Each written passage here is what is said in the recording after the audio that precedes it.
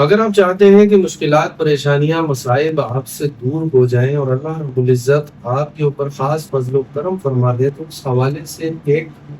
بہت ہی مجرب قسم کا عمل ہے۔ 10 محرم الحرام کو عصر کی نماز کے بعد جس مصلی پہ عصر کی نماز پڑھی ہے، وہیں بیٹھے بیٹھے آپ نے 11 مرتبہ اول آخر درود شریف کے ساتھ 313 مرتبہ سورہ اخلاص پڑھنی ہے، اور پھر اپنی روزی کے لیے، رزق کے لیے، بچوں کے رشتوں کے لیے، اپنے معاملات کے لیے، بیماری کے لیے دعا کریں۔ باذن اللہ، اللہ کے حکم سے آپ کو بیماری میں شفا ملے گی، رزق میں فراوانی ملے گی، معاملات میں آسانی ملے گی، گھروں میں برکتیں اللہ پاک نازل فرمائیں گے۔ شرط یہ ہے کہ عصر کی نماز جس مصلی پہ پڑھی ہے، اسی مصلی پہ اسی جگہ بیٹھے بیٹھے اٹھنا نہیں ہے۔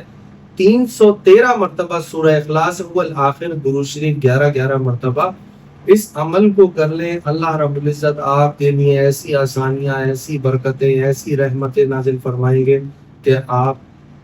سوچ نہیں سکتے۔